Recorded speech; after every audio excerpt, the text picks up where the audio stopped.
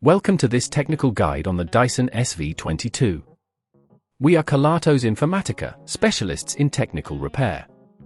We collect your device from your doorstep, carry out a free diagnosis, and send you a quote before any repair. No phone calls, no trips to the shop. We are based at Calle Joaquín María López 26, Madrid. Convenient, transparent and professional. Link in the description. Many users have experienced the frustrating issue where their Dyson SV22 starts but has no power at all.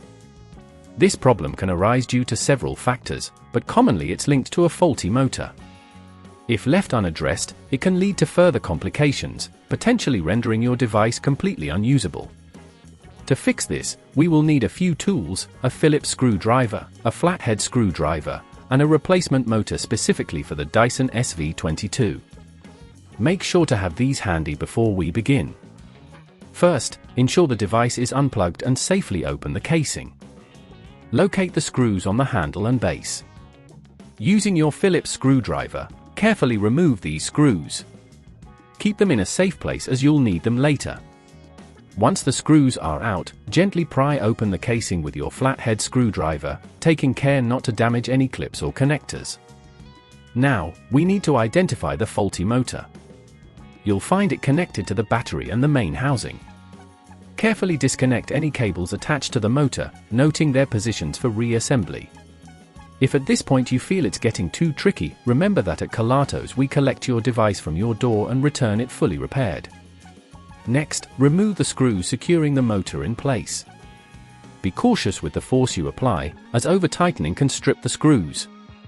Once the motor is free, gently lift it out of its compartment. Now, take your new motor and position it where the old one was located.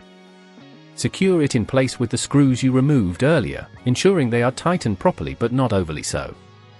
Reconnect the cables exactly as they were, being mindful of any fragile connections. Finally, reassemble the casing by aligning it properly and pressing it back into place, making sure all clips are secure. Replace the screws you initially removed, and ensure everything is tightened. Plug in your Dyson SV22 and turn it on to verify that it's working correctly. If it powers up, you've successfully replaced the motor. To prevent this issue from recurring, ensure you regularly maintain your Dyson by cleaning filters and checking for blockages.